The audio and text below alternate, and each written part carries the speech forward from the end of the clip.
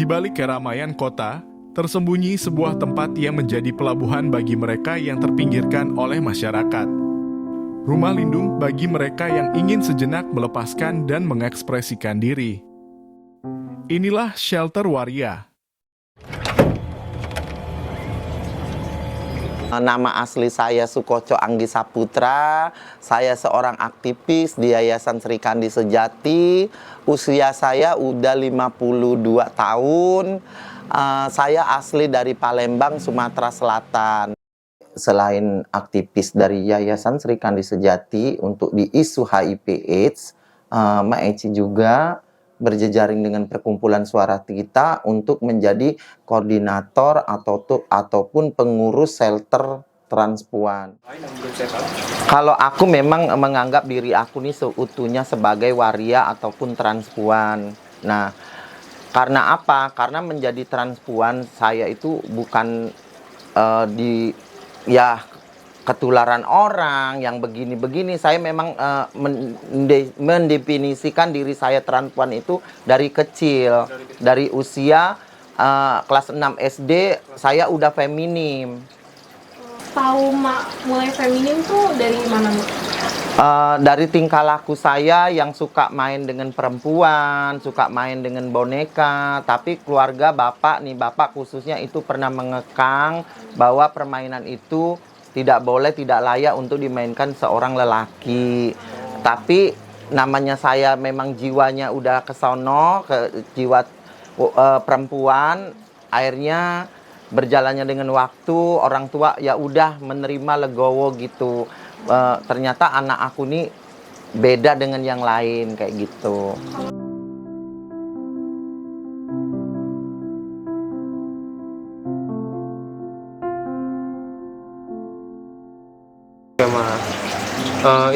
Itu mau pas kecil ya? Iya, ini keluarga saya. Ini waktu saya kecil. Yang ini saya megang boneka. Saya juga dari kecil kan udah beda. Nah, ini keluarga saya semua. Ini bapak saya, ini abang saya, dan ini abang saya. Yang ini udah pada meninggal semua nih. Ini udah meninggal, ini meninggal. Yang ini udah meninggal, kalau ini belum, dan yang ini belum di belakang nih. Ini abang saya dua ini belum, bapak saya udah meninggal. Nah, ini saya sendiri. Inilah saya. Memang dari kecil udah beda, makanya keluarga menerima kehadiran saya gitu. Dari kecil kan udah dikasih boneka sama keluarga tuh. Saya putu keluarga aja pegang boneka kayak gitu. Nah, terus di sini ada lagi nih, yang ini waktu saya masih SMA. Nih, ini saya SMA. Saya lagi acara perpisahan ya. Saya kan namanya demen nari-nari, akhirnya saya menari-nari dengan teman-teman perempuan gitu. Sebenarnya perjalanan saya hidup menjadi seorang transpuan itu banyak dukanya dibandingkan banyak sukanya gitu. Ya dukanya karena kita kan udah jauh dari keluarga, kita itu dukanya sangat perih gitu. Makanya saya bisa merantau ke Jakarta dengan hidup mandiri sendiri, tidak ada sanak, tidak ada saudara saya di Jakarta ini. Nah, di situ saya membuktikan dalam diri saya bahwa saya seorang transpuan tuh bisa melebihin orang-orang yang umum pada umumnya kayak gitu. Ya dengan jalan saya harus punya aktivitas, punya kerjaan yang layak, punya skill-skill yang harus saya punya. Di situ keluarga akhirnya mengerti banget. Oh, anak saya biar seorang transpuan, dia tidak memalukan keluarga, dia punya pekerjaan layak, punya skill-skill yang mereka banggakan gitu. Keluarga menerima saya dengan seutuhnya waktu saya itu setelah tamat SMA. Nah, setelah tamat SMA, saya berkecimpung di bidang salon. Akhirnya saya menghasilkan uang saya di bidang salon. Nah, di situ keluarga aku dateng, aku bersujud dengan ibu bapak gitu. Akhirnya pas hari raya aku bilangin, kan keluarga pernah menuntut saya untuk nikah dengan perempuan. Tetapi di situ aku ungkapkan sebenarnya, sampai orang tua bapak saya sendiri bilang, nanti bapak saya akan dosa jika anaknya tidak menurut aturan ajaran keluarga gitu. Cuman ya bukannya aku menentang, karena aku memang udah ekspresi saya begini, akhirnya aku jelaskan. Oke, keluarga, bapak udah menjelaskan kalau saya harus menikah dengan perempuan. Tetapi untuk apa saya menikah dengan perempuan jika mereka akan menjadi perang batin untuk diri saya, kayak gitu. Akhirnya keluarga di situ semuanya pada menerima. Oh ternyata memang anak saya ini begini. Ya udah, sampai saat ini dia menerima.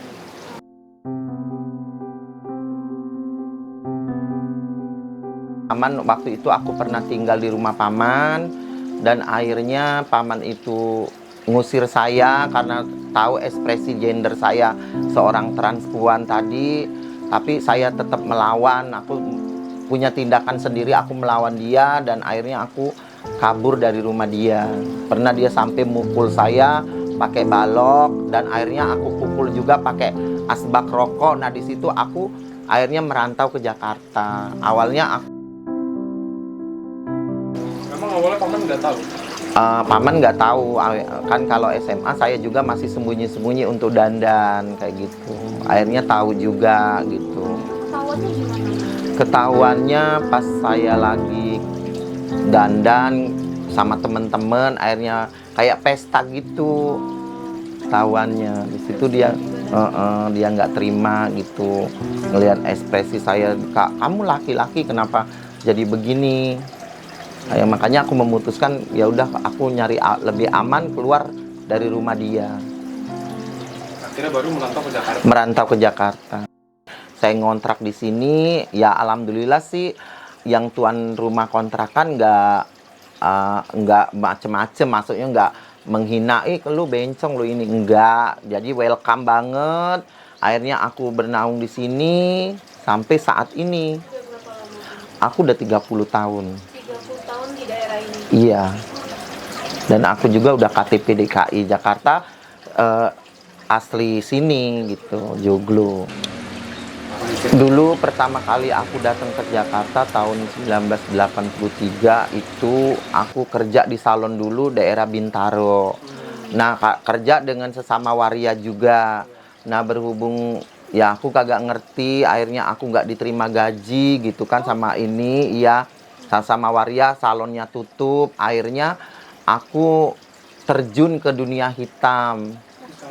Aku mejeng untuk menyambung hidup saya di Jakarta ini.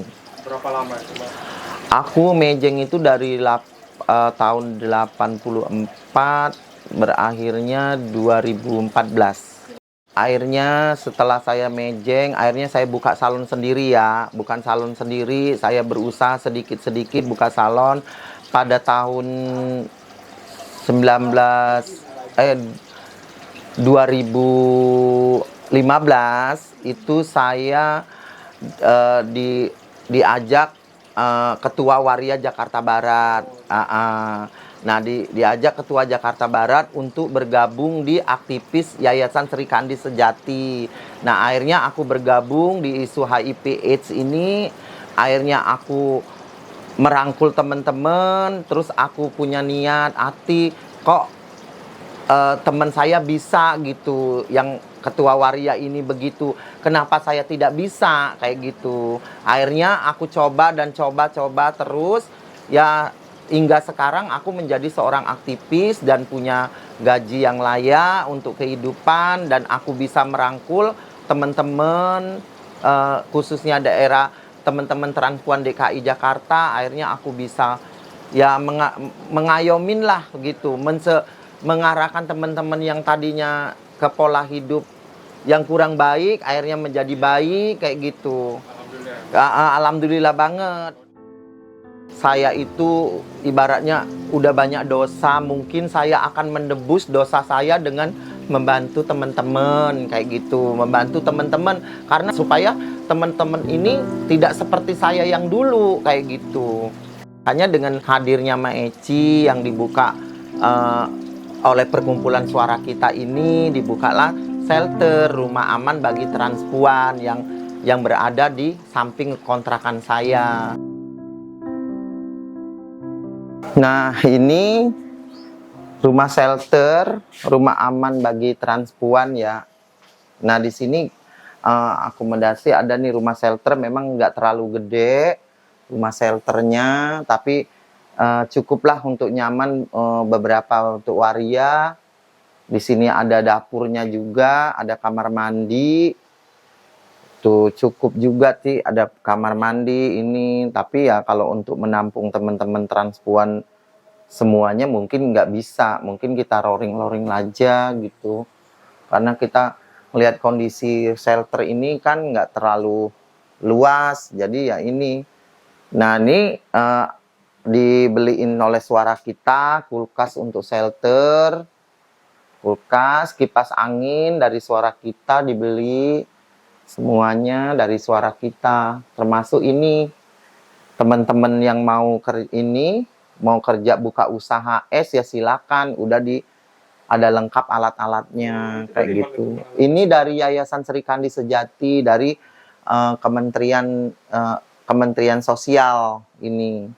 Jadi alat-alat ini udah termasuk alat penjepit, pengepres esnya, alat-alat gelas segala macam itu ini udah dilengkapin. Jadi teman-teman transpuan yang memang mau niat untuk dagang usaha es silakan.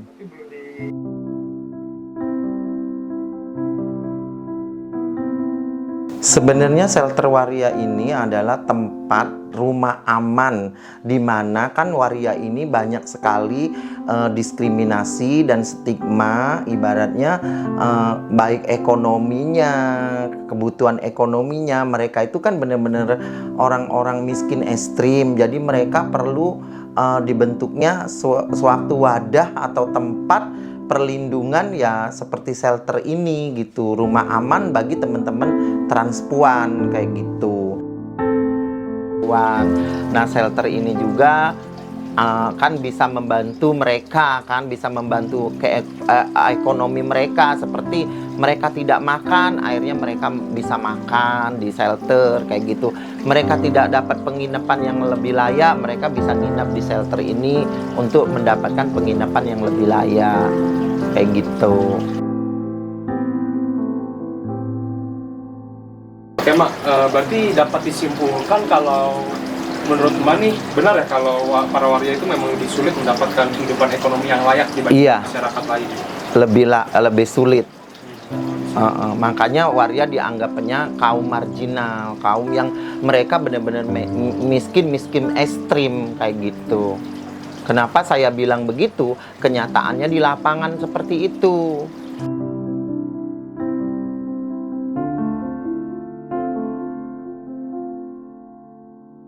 Perkenalkan, nama saya John Febri, asal dari Sumatera Selatan, Palembang. Umur 43 tahun. Aku tadinya ngontrak sebelum tinggal di shelter, aku ngontrak. Aku udah agak lama sih ngontraknya, udah 13 tahun di Jakarta kan. Nah jadi entah kenapa, mungkin gara-gara aku sering nunggak terus bayar kontrakan. Jadi tuan kontrakan tuh udah agak gimana, kayak jemu kayak gitu. Jadi aku di WA secara halus dia ngomongnya kayak gini, daripada kamu ini katanya, daripada apa nunggak terus, mending kamu keluar. Mau dilanjutin apa keluar, begitu maksudnya. Jadi maksud dia itu kan mau ngusir aku secara halus. Semenjak Covid aku kan udah mulai kesusahan nyari duit. Itu kenapa tuh? Bisa dijelaskan itu kenapa? Ya kalau aku kan kerjanya mangkal. Ya. Mangkal doang. Jadi kan kadang dapet kadang enggak. Makan kan secukupnya doang kadang. Kalau di hasil mangkal itu kan nggak terlalu gede banget. 3 paling 4, paling banyak 4. Kadang nggak dapat sama sekali juga. Sering, kebanyakan. Kalau zaman dulu mungkin masih rame, kalau sekarang kan udah sepi. Pas aku masuk ke Jakarta itu udah sepi. Halo, nama saya Lukman ya, alias kalau panggilan sehari-hari Luke gitu. Dari Palembang saya. Saat ini Ma itu sudah berusia berapa? 55. Maluko itu menetap di Jakarta sudah dari kapan sih? Udah lama banget, dari tahun berapa itu lupa akunya. Udah sekitar 35 lebih kali. 35 tahun lebih kali. Sebenarnya tuh saat ini Ma tuh mencari penghasilan tuh bagaimana, Ma? Mencari penghasilan. Ya jujur aja ya, aku mah kadang nyari dari aplikasi gitu. Kadang ngerokin orang gitu, kadang mijit, kadang ya gitu. Dulu mejeng akunya, dari tahun berapa kemana keliling aja, kemana aja. Waktu itu kan emang mejeng itu lagi ngetren bener, lagi rame-ramenya bener zaman dulu kan. Jadi mah orang itu nyari duitnya dari situ doang, jadi dia keenakan gitu. Kalau dulu emang rame gitu. Itu juga maknya pakai batas waktunya, nggak waktunya dibatasin kan keluar dari jam 9, kadang jam 1, jam 12 sudah pulang. Waktu itu rame, kadang dapat 4, 5, 6 gitu kan. Kalau waktu itu, kalau sekarang udah nggak bisa diharapin, kalau yang di jalan, di pinggir-pinggir jalan itu udah nggak bisa. Ya orang udah pindah ke aplikasi semua. Sekarang berarti emang sudah semakin dikit ya? Kalau aku mah nggak banyak-banyak ya, aku paling dapat 1, 2 aja udah disyukuri. Yang penting bisa buat makan sehari-hari, bisa buat nabung sedikit, buat bayar kontrakan gitu. Itu aja, nggak ngoyo banget sampai kayak orang-orang tuh sampai 24 jam sampai berapa gitu. Kalau mak mah nyari 1, 2 aja udah dapet, alhamdulillah. Udah tenang, udah tidur. Di aplikasi ya sekarang, Ma tuh kayak untuk pelanggan tuh Ma pasang harga berapa? Kalau boleh tahu. Kalau makanya mah nggak produsen sendiri. Ya kadang 200 kan. Kita ngasihnya segitu dulu, ntar dia paling nawar berapa gitu, bisa kurang nggak gitu kan. Ntar ujung-ujungnya jadinya 50 kadang kan. Sama ambil aja, yang penting ada pemasukan gitu. Oh ya, kalau sebenarnya tuh dari micet atau dari Facebook, penghasilan yang mendapat itu setelah jauh ini tuh cukup gak sih untuk kebutuhan ekonomi? Sebenarnya mah cukup. Ya alhamdulillah mah, pokoknya aku dapat satu aja tiap malam, emang nyarinya segitu. Nggak nguber target bener gitu, nyari dapat satu ya udah gitu kan. Tapi pernah gak kayak gak dapat sama sekali gitu? Ada. Sering atau? Sering. Sebenarnya mah cukup nggak cukup lah, dicukup-cukupin aja. Yang penting intinya aku tuh mak tuh nyari 1 buat makan, terus buat ongkos terapi gitu kan. Kalau tiap hari kan pergi terapi gitu kan, bolak-balik ongkos kan. Sebenarnya enakan kita mangkal nyarinya, itu kan udah pasti itu kan. Kalau lewat aplikasi kan kadang kan pada PHP doang, pada ngerjain gitu, pada pura-pura jalan OTW dia nggak nyampe gitu kan. Kalau udah capek-capek nunggu, kalau di jalanan kan udah pasti itu orang. Ya kan di sana kan tergantung orang yang mau milih yang mana, kan banyak tuh saingnya kan. Semua pandemi itu merubah global, merubah arti itu ekonomi kita, pekerjaan kita, apa semua itu orang beralih sekarang ke canggihan sama IT. Iya. Jadi kalau kita misalnya nggak pintar di dunia marketing digital, ya udah kita harus pintar mempromosikan diri kita sendiri. Termasuk juga kalau kita sebagai waria dandan, bagaimana kita harus cantik, harus laku di aplikasi. Nah, kita harus mempromosi diri sendiri juga. Tapi sulit gak itu Mas? Kayak dulu kan mangkal jalan, sekarang harus pakai aplikasi, itu ada kesulitan gak sih?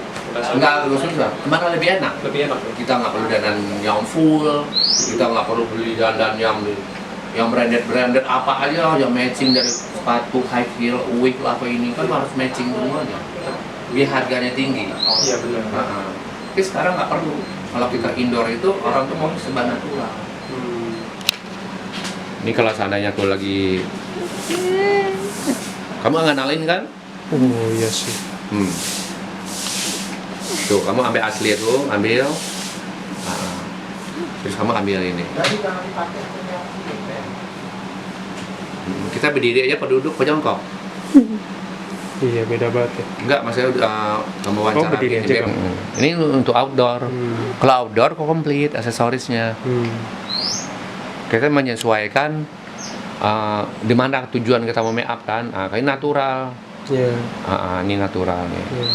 Sini ya. Oh, Ini yang sopan. Ini yang di ini ya. kontrakan. Yang di pos-pos di micetnya ya. Iya, ini kan indoor. Oh iya. Kalau indoor itu kan natural aja. Kalau seandainya kita terlalu medok, indoor dalam rumah, itu tamu itu malah nggak suka. Malah bilang terlalu medok kak, kalau medok kayak hantu. Ya dong kayak hantu. Jadi gimana, natural aja. Bisa berapa orang, Mbak? Kayak Untuk kayak dari aplikasi. Iya. Saya itu kalau Lisalu bisa 5. Bisa 5. Iya, bisa 5, bisa 5. Kadang bisa 6. Oh iya. Kalau lagi mood. Kalau lagi mood ya. Tapi kalau nggak mood, 2 aja udah cukup. Itu dari aplikasi aja. Aplikasi aja. Biasa sekali itu satu orang itu biasa atau harga berapa? Bermain harga. Bermain harga ya? Iya.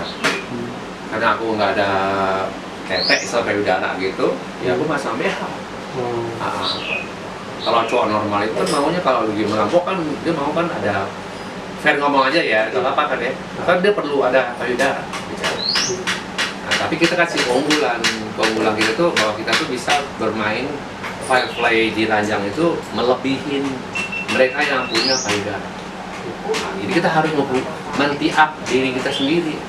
Nah, akhirnya kan si cowok normal itu kan tertarik. Nah, cowok normal itu artinya secara kutip ya, apa dia dalam keadaan mabok, apa dia suka sama Maria, itu nggak menjadi batasan. Yang penting dia suka mau dia aja gitu. Karena dia kalau kita ngomong fair aja ya, di micet itu juga ada yang cewek.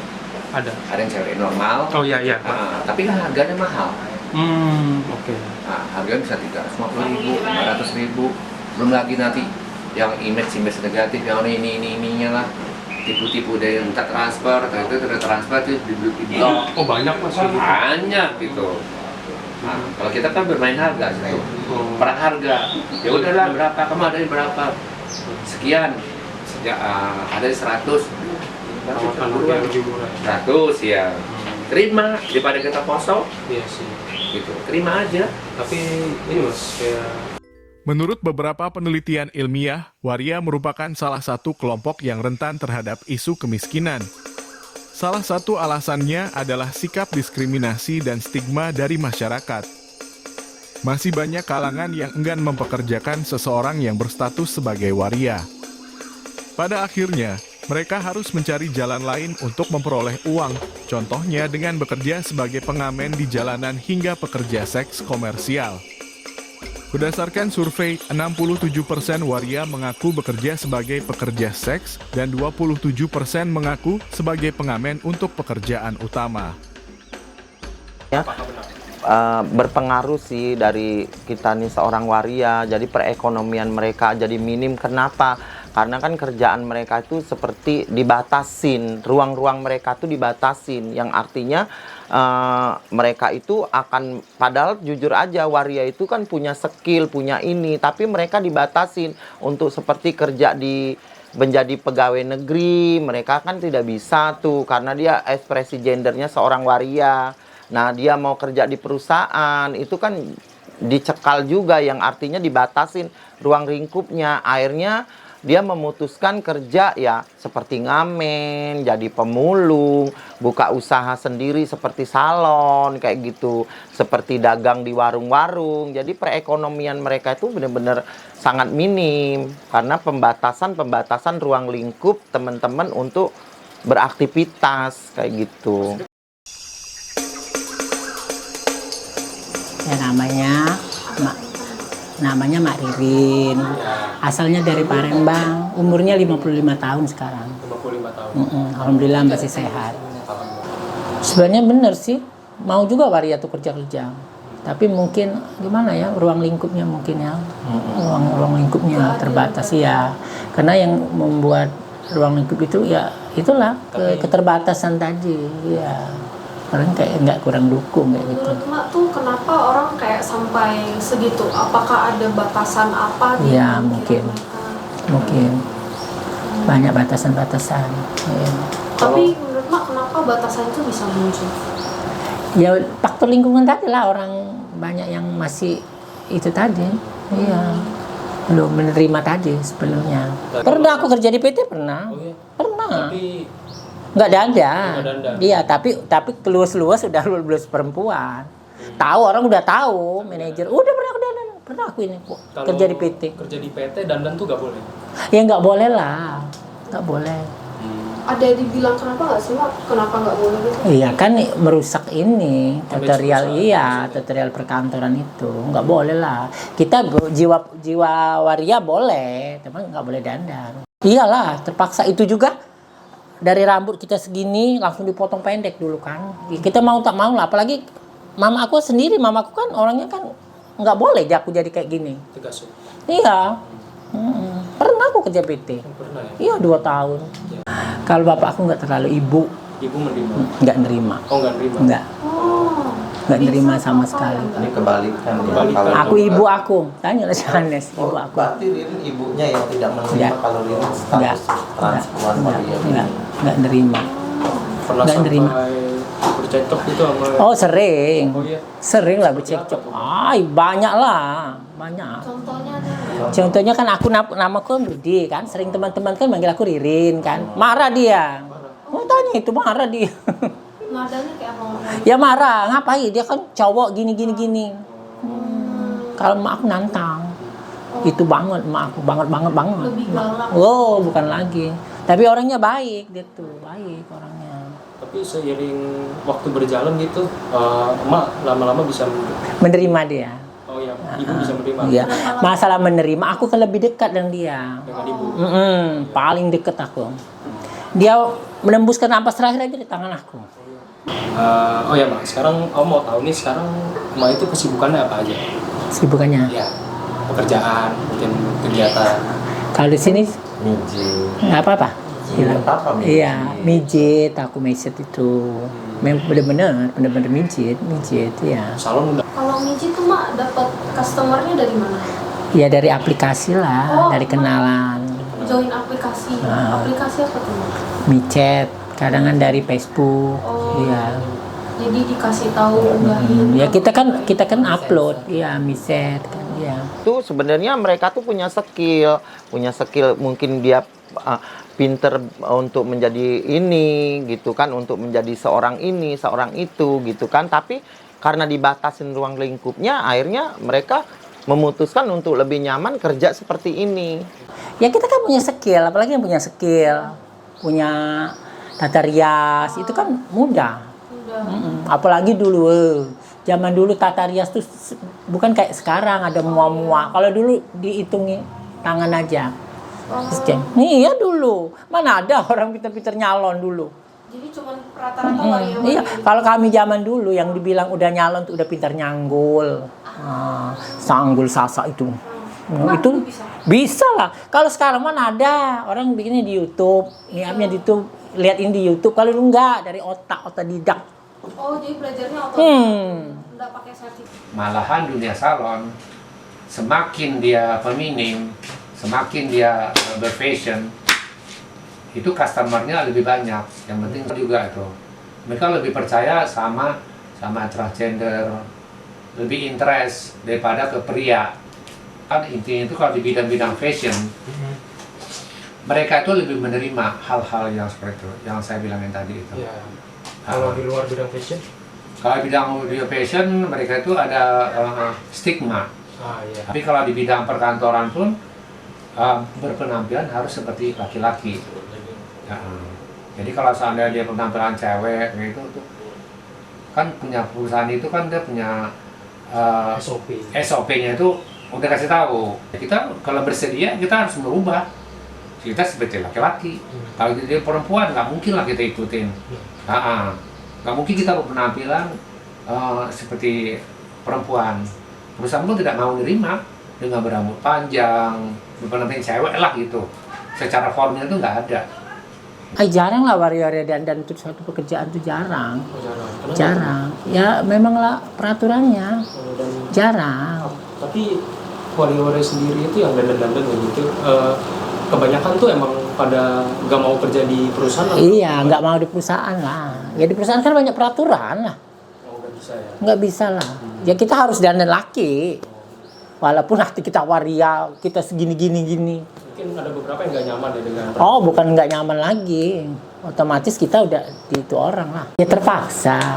Jadi nyaman-nyamanin. tapi sebenarnya Iyalah, nggak nyaman lah. iya, Iyalah. karena itu bukan jati diri. Iya, bukan jati diri kita.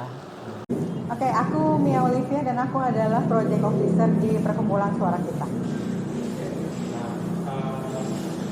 Project Officer itu peran kakak di Suara Kita itu seperti apa? Aku perannya adalah mengembangkan sekaligus pelaksana program, termasuk salah satu diantaranya adalah Teater Transpuan Lansia Jogja. Aku setuju banget dengan pernyataan mereka. Transpuan itu karena ekspresi gendernya seringkali ditolak untuk pekerjaan-pekerjaan formal. Bahkan kadang-kadang pekerjaan informal pun ditolak karena ekspresi gendernya. Dan sebenarnya kalau negara ini inklusi kan harusnya apapun ekspresi gendernya tidak masalah ya. Yang penting kemampuan dan produktivitas kerja. Tapi sayangnya untuk transpuan itu tidak berlaku. Itu yang menyebabkan teman-teman transpuan itu sangat terbatas lapangan pekerjaannya. Sehingga akhirnya mereka memilih untuk menjadi entahlah kerja serabutan atau pengamen di jalan atau open BO yang pasti penghasilannya sangat jauh dari layak. Bahkan kalau aku boleh lebih lebar ya, untuk misalnya sama-sama di bidang open BO misalnya gitu, transpuan itu lebih sedikit dibayarnya dibandingkan teman-teman pekerja yang lain gitu loh. Jadi karena lagi-lagi karena dipandang masyarakat marginal, dipandang kelas 2, jadi sulit mendapatkan akses yang sama dengan teman-teman yang lainnya.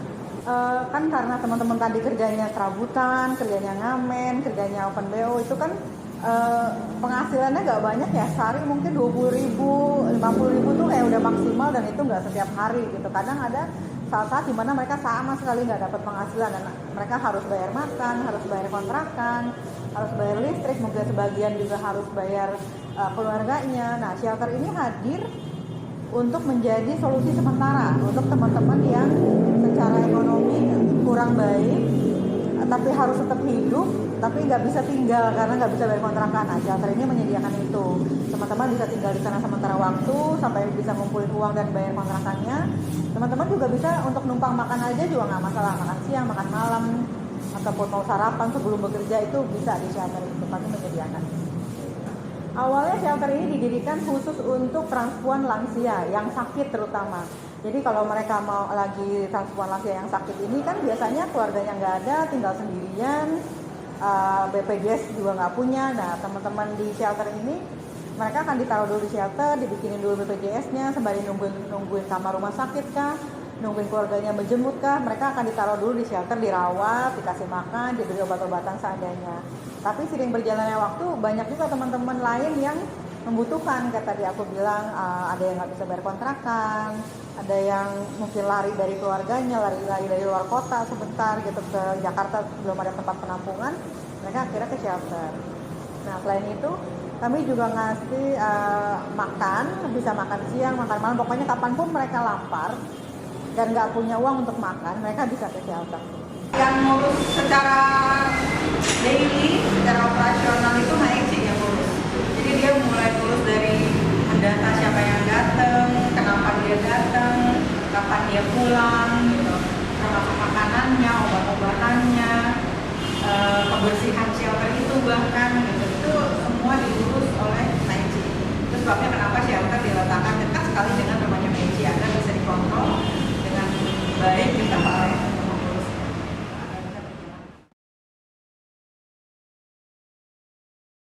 Di sini Maeci jadi pengolah, ibaratnya teman-teman yang mau datang di shelter ini gitu, ya saya catat KTP-nya, mau nginep berapa hari, kebutuhannya apa, kayak gitu. Sebenarnya shelter ini layanan yang Mak berikan pertama sandang makan pangan ya, makan dia gitu, ibaratnya dari stok makanan Indomie kayak gitu, terus kebutuhan mereka sehari-hari seperti sabun, sikat gigi, jadi mereka itu diakomodasi sama Suara Kita gitu, seperti telur dan kebutuhan yang lainnya itu, masalah sembako gitu. kebutuhan sekali lagi. Iya, jadi emak cara beroperasinya kalau ibaratnya ini kebutuhan nih kan kita ibaratnya kebutuhannya tadi itu habis, stoknya habis, saya WA ke Olivia, Via kondisi ini habis kayak beras gitu kan, beras habis. Ya mak siap, saya akan belanja kata Olivia. Nanti dikirim melalui Gosen gitu untuk stok di sini gitu, kebutuhan di sini seperti bahan-bahan yang lain juga seperti itu.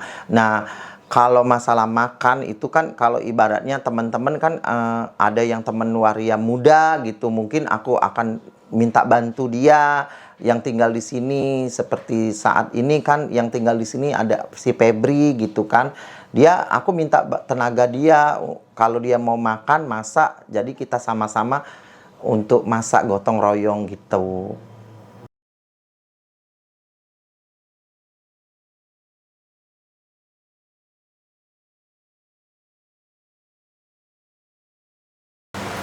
Ya penting banget lah, dia kan bisa membantu gitu kan. Kalau ada waktu pas kesulitan ada apa kan kita pura-pura kemana gitu kan, kita kesini kan. Ntar kalau bisa ngumpulin duit kan bisa buat nyambung kontrakan lagi gitu kan. Ini sangat membantu, apalagi sekarang ada makan gratis ini kan. Ya udah. Waktu itu masa sulit Pak Mama di shelter ini apa aja sih manfaat-manfaat yang dapatkan gitu? Ya banyak lah, kadang-kadang kan ada yang datang tuh, kita ditanya-tanya Pak gimana, sering dikasih baju yang layak, sering dikasih sembako, apa aja disiapin semua. Banyak ya, kalau mau kopi, mau makan juga udah ada, udah disediain semua. Kayak beras kan, udah ada beras, mie, telur, udah ada semua. Dengan adanya shelter ini, saya lebih dari segi kenyamanan ya, ada semua. Karena gini, kita udah lansia, otomatis nanti suatu saat kita bermasalah malah kesehatan, yang tinggal sendiri. Nah, nanti kita di sini tinggal bisa di shelter sementara, shelter menampung kita di sini. Kita tidak memikirkan biaya apapun. Kita istilahnya bawa baju sebutu-butu kita pakai, udah tersedia di semua sini. Mulai makan, minum, apapun mau masak. Nah itulah enaknya shelter. Satu, di bidang konsumsi. Kita nggak punya beras. Tinggal minta laporan ke Eci, gue nggak kebeli beras nih. Ya udah ambil di shelter. Nggak punya ini, apapun kebutuhan konsumsi kita kalau tidak ada di rumah, kita boleh minta di shelter ini. Tapi yang jelas alasannya apa kamu? Ya shelter ini kan dibutuhkan orang-orang yang tidak benar-benar yang lagi terpuruk, tidak punya kontrakan, menang finansialnya benar-benar udah anjlok gitu kan. Nah kalau kita udah mengalami hal-hal gitu, sebelum anjlok kita lari ke sini kasih laporan dulu.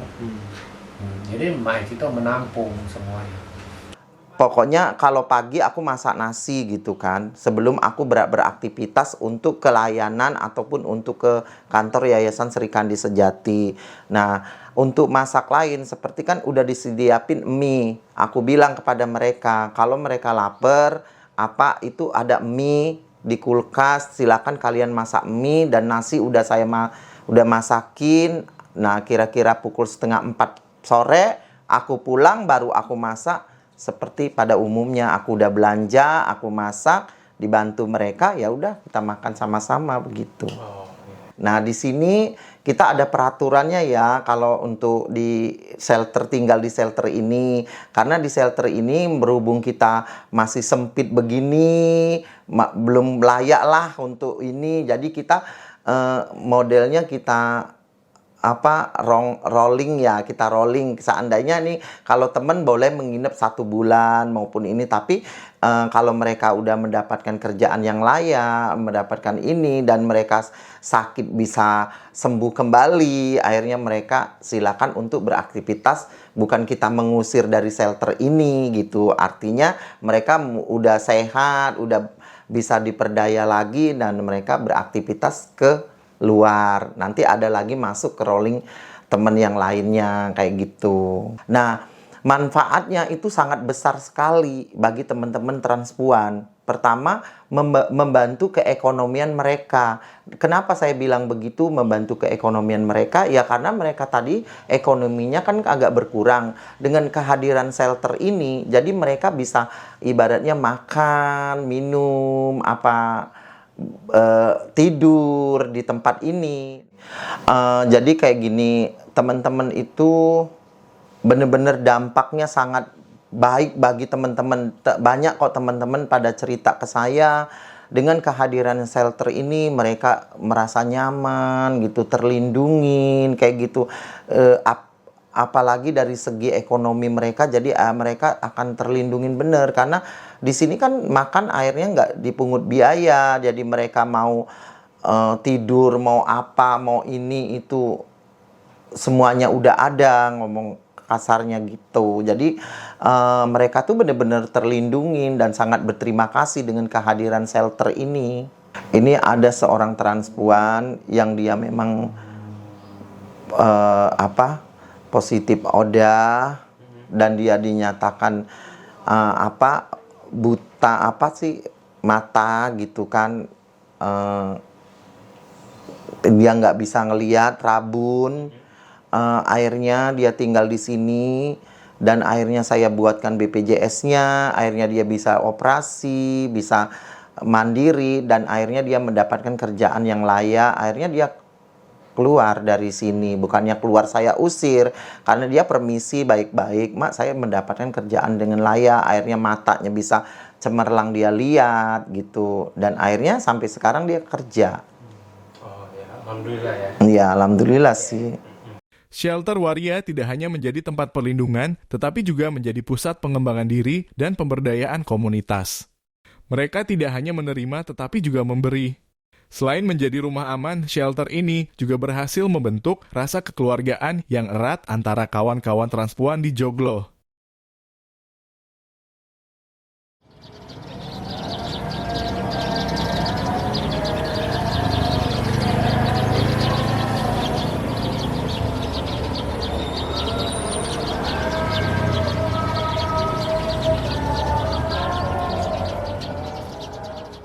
Sore ini memang teman-teman akan hadir bukber untuk menjalin silaturahmi sesama komunitas transpuan di Jakarta Barat. Jadi ini kita rame-rame datang teman-teman untuk kita menjalin silaturahmi kepada teman-teman transpuan.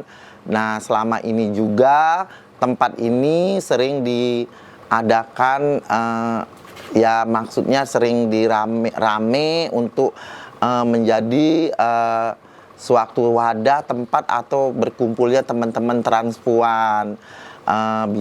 Bisa kita karaokean di sini, dan teman juga bisa kalau memang lagi acara ulang tahun di sini kita bisa kumpul. Di sini warianya, transpuannya itu udah kayak keluarga karena mereka jauh dari keluarga ya. Jadi mereka itu menganggap Mak Eci itu sebagai sosok seorang ibu atau emak-emakan yang mereka memang butuh rangkuman atau pengayoman dari sosok seorang ibu yang bisa mengarahkan, yang bisa membimbing ke mereka. Karena kan tahu sendiri diskriminasi dan stigma di teman-teman transpuan itu sangat tinggi. Jadi mereka membutuhkan sosok seorang ibu apapun emak-emakan yang menurut mereka akhirnya mereka menjadi nyaman kayak gitu. Nah, begitu juga Mak Eci menganggap mereka sebagai anak-anakan sendiri. Hai gitu. Hai. Emang ya, benar itu mah. Kalau waria-waria di Joglo ini dia bersatu, dia nggak mandang yang kaya, yang apa gitu. Kalau ada yang waria yang udah tua, dia dihargain benar, udah menghargain gitu. Juga sering saling membantu ya? Iya. Saling membantu dalam bentuk apa tuh? Uang. Kalau di sini ada acara rame-rame, emak sering dibagi dengan anak-anak. Nggak di sini aja, kalau ada acara di mana-mana, kalau ketemu yang itu aku sering dikasih lah. Ini mah buat ongkos mak, ini buat ongkos mak gitu kan. Sering. Sama wari-wari yang Ya. Ya di situ kan rame terus teater tuh. sama teman-teman. Iyalah. Itu kan buat happy di sana. Pengalaman apa aja tuh? Ya kan lagi makan-makan kumpul kayak malam itu kan. Iya, lagi ada acara, kita kan bisa ikutin di sana kan. Iya, ada acara dari Ma Eci kan, acara kondangan-kondangan itu kan, undangan kan. Undangan khusus dari Mama Yuli. Terbantulah. Baguslah ada itu. Nah, itu Kalau gimana tuh, Mak? kalau waria tuh tetap solid di mana tempat. Nggak ada. Kalau keakraban, keintiman waria tuh gini orangnya memang. Iya. Walaupun belum kenal juga, kalau udah gitu udah nyapa, udah kenal dia. Apalagi yang lebih tua kayak kami, kayak Mak Eci, mak dia kan lebih tahu susunannya.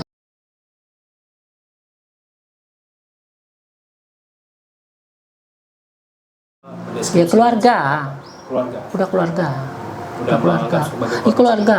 Iyalah, mau dari mana, waria dari mana, mau yang merantau di sini dari Medan tuh, udah keluarga. Udah keluarga benar. Ya kawan seperjuangan lah, kawan udah kayak saudara juga gitu kan. Kalau ada apa-apa gitu kan, dia pokoknya bersatu aja.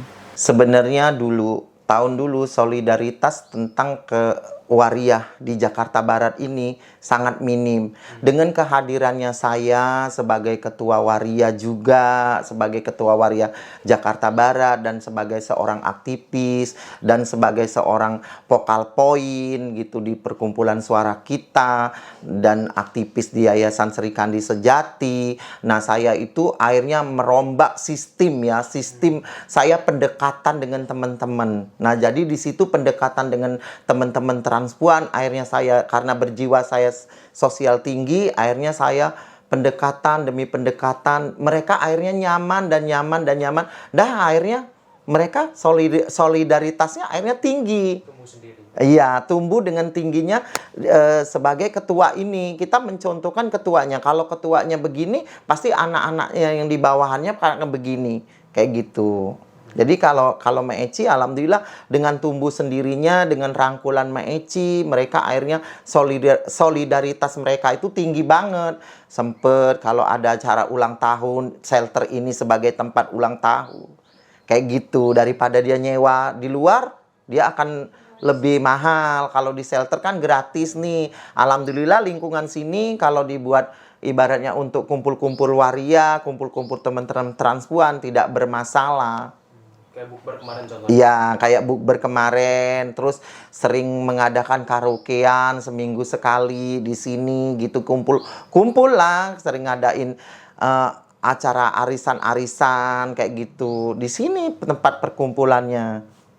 Aku sebagai yang baru aja istilahnya ya, baru menemani Mak Eci, menemani perjalanan shelter itu udah ngelihat solidaritas mereka terbentuk cukup baik gitu loh. Dari misalnya kalau ada yang kesulitan mengubur waktu itu gitu kan, itu cepet langsung ya udah deh kita seadanya saling patungan. Kalau ada masalah mereka saling support, kalau ada info-info apapun mereka langsung cepet gitu loh ngasihnya. Ini ada bantuan sosial ini, atau ini kalian harus bikin KTP, itu tuh semua cepet. Khusus untuk setahu aku di Jakarta Barat ya.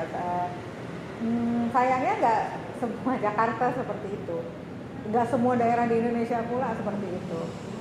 Itu pada akhirnya tergantung gimana istilahnya, kalau di kami itu tergantung maknya gitu ya, tergantung gimana maknya itu mendidik dan mendampingi anak-anaknya sih sebenarnya. Cuman untuk membangun solidaritas seperti di Jakarta Barat, yang sepengetahuan aku Jakarta Barat itu memang nggak mudah, itu butuh waktu lama. Dan sekali lagi itu butuh emak yang memang mau mengayomi, mendampingi, dan fair terhadap semua anak-anak. Ya, dan itu adalah ada di Mak Eci. Ya Mak Eci juga kan orangnya gini. Memang dia sama transpuan itu kan memang nggak ada duanya. Memang dia di Jakarta nih number one-nya dia. Iyalah. Ya dia kan mengayomi transpuan. Dia tegas dia. Kayak malam itu aja tahu sendiri kan, dia langsung nulis status kan, nulis itu kan. Makan aja susah. Nah, baru memang harus kayak gitu. Yang bagi orang nggak ngerti, kalau orang udah tercernak berkata itu udah tahu. Ya, orang kan banyak memang meloyo-loyo. Nah, istilahnya nggak tegas itu namanya kan. Iya, disuruh kumpul aja susah mau makan. Apalagi mau ngeluarin duit, mau ngeluarin tenaga. Makannya susah. Nah, itu. Jadi tegas dia, bagus. Seneng lah, ngeliat dia udah seneng. Dulu kan sama-sama kami kemana-mana kan sama-sama kan. Keluar kemana-mana meeting sama-sama. Sekarang dia udah kayak gitu, udah sukses, termasuk sukses, ya udah seneng lah emaknya. Kita sebagai emaknya gitu, seneng. Bangga. Ya, kadang emak nasihatin, jaga, jangan emosi. Sering emak bilangin dia. Sebenarnya emak nih dari hati dari dulu jadi waria, impian saya untuk mengayomin teman-teman transpuan gitu. Dari hati banget emak mengayomin teman-teman transpuan, karena emak itu tidak mau ya, termotivasi tidak mau diri emak sendiri ini teralamin dengan teman-teman transpuan lainnya. Makanya emak tuh semangat dan tetap berjuang untuk memperjuangkan teman-teman transpuan di dunia ini. Selagi emak masih ada, saya tetap semangat untuk membantu teman-teman. Karena benar-benar teman-teman ini banyak banget diskriminasi dan stigma di luar sana. Makanya saya nggak mau pengalaman hidup saya teman-teman akan rasakan seperti saya gitu. Kalau bisa teman-teman jangan sampai merasakan pengalaman hidup seperti saya kayak gitu. Yang artinya saya dulu pernah menerima diskriminasi, jangan sampai teman-teman tuh menerima dikucilkan atau menerima diskriminasi seperti saya kayak gitu. Ya, saya berusaha tetap melindungi, mengayomin, mengarahkan teman-teman gitu. Makanya di usia senja ini saya itu tetap semangat untuk mengayomin teman-teman. Dan saya juga berpikir di usia senja begini mungkin itu sebuah amal kebaikan saya gitu. Sumatera Utara, cus. Oh, sangat bangga sekali. Saya sangat bangga sekali. Tidak dibilang tidak bisa ditulis dengan kata-kata dah, karena akhirnya saya jadi bangga, teman-teman. Aku jadi mau nangis kalau cerita begini.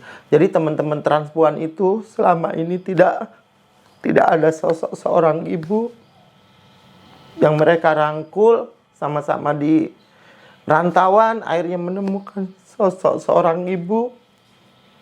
Dan mereka juga senang gitu. Aku sangat bangga sekali mereka bisa merangkul diri mereka dan bisa merangkul saya gitu. Dan mereka juga menganggap saya sosok seorang ibu, walaupun memang saya bukan lahir dari dia, tapi mereka bisa terayomin gitu. Mereka bisa mengerti dengan kondisi Maeci yang menghadapin bawelnya saya, tapi mereka tahu kalau Maeci itu bawel-bawel untuk bener gitu. Selama Maeci belum jadi ketua begini, belum jadi aktivis begini, teman-teman transpuan yang aku rasakan zaman dulu gitu, masa bodoh ya, maksudnya yang arti bukannya gitu lu gue gitu. Jadi terserah. Nah, dengan kehadiran saya ini jadi mereka tuh bener-bener nyaman dianggapnya. Makanya aku sangat bangga hasil kerja saya ini selama ini gitu. Walaupun banyak memperjuangkan perjuangan yang begitu panjang kayak gitu, akhirnya aku menikmatin bahwa teman-teman bisa saling berkoordinasi, saling merangkul gitu, saling bergotong royong gitu, saling bantu membantu. Itu aku sangat bangga sekali. Jujur aku saat ini kalau memang aku bersyukur, aku bersujud ya di bundaran Monas itu.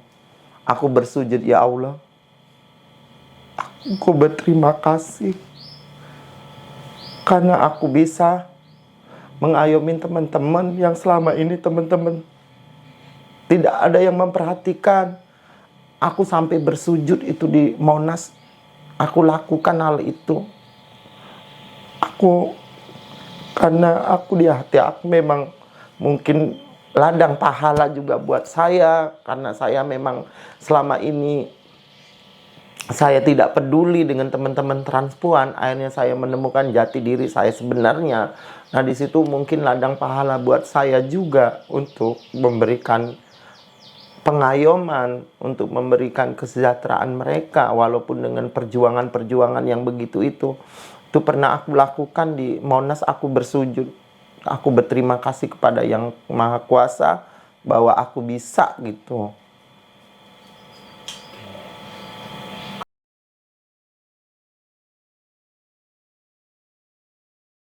Harapannya biar terus langgeng Salter itu kan, tetap langgeng, tetap terbina, tetap maju, tetap tetap berkumpul, tepatnya berkumpul orang-orang itu. Pokoknya harus maju. Kalau berkunjung ke sini ya ingat aja waktu sulit-sulitnya gimana gitu kan, itu mah nggak bisa dilupain, itu ingat dulu, ingat terus. Kalau harapan aku ya mungkin kalau bisa diperbesar lagi kayak gitu, biar jadi ada yang kalau yang datang jadi nggak terlalu sempit kayak gitu kan. Kalau masalah sembakonya udah cukup sih. Kalau sembakonya udah cukup. Kalau jasa stok makannya buat 1 bulan tuh udah ada. Oke, khusus untuk shelter transpuan lansia Joglo, aku tuh berharap semangatnya tetap terjaga, karena itu adalah fondasi awal kita bisa membuat segalanya istilahnya jadi lebih baik lah, istilahnya gitu. Semakin membesar ruangannya gitu kan, ruangan sekarang kecil banget ya, semakin membesar bisa jadi pusat pengetahuan juga untuk teman-teman yang lain. Harapanku tuh itu berkesinambungannya tapi tetap menjaga semangatnya. Harapan saya ke shelter ini, semoga shelter ini bisa orang-orang di luar sana bisa ngelihat kondisi shelter ini dan bisa memberikan atau dana untuk memperluas dan memperbesar shelter ini sehingga bisa menampung waria yang lebih banyak gitu. Semoga aja teman-teman, aku berharap banget semoga shelter ini tetap ada, karena inilah tempat wadah teman-teman transpuan. Dan harapan diri emak sendiri yaitu saling merangkul dan membaurlah kita sesama komunitas. Kalau Memohon kepada teman-teman transpuan khususnya dan teman-teman yang di luar sana, janganlah memandang kami sebelah mata kayak gitu, bahwa kami itu memang ada dan kami juga tidak tidak seperti orang yang mereka pikirkan waria itu adalah sampah masyarakat gitu, yang mereka anggap begini begitu. Ternyata kami ini punya potensi, punya keahlian dalam bekerja, maka mereka itu ya sering melebihin orang-orang umum pada umumnya kayak gitu, karena dia punya skill kerja, punya itu. Nah, itu harapan saya. Amin. Untuk semua waria, teman-teman transpuan, janganlah kita bermawas diri ya. Aku tetap semangat. Walaupun kita waria ini, kita adalah hak warga negara yang sama.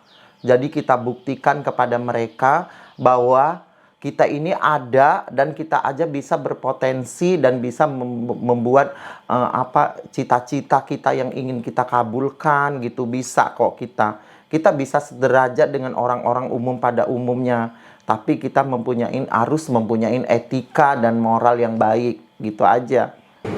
Untuk Mbak Eci sendiri harapannya adalah agar tetap sabar, karena mengurus shelter itu tidak mudah. Itu bukan hanya mengurus bangunan, itu mengurus orang gitu, dan mengurus orang itu sulitnya setengah mati. Aku amazing Mbak Eci masih dengan tulus masih mau menolong teman-teman, dan aku yakin ketulusannya akan selamanya gitu ya. Cuman aku berharap dia akan lebih punya sabar, dan berharap juga akan ada Mbak Eci lain yang membantu gitu, dengan semangat. Dan semoga Mbak Eci ini tetap bisa ya, jujur tetap bisa merangkul dan mengayomin teman-teman. Sampai akhir zaman pun aku tetap akan memperjuangkan hak-hak teman-teman transpuan sekuat tenaga Mbak Eci gitu.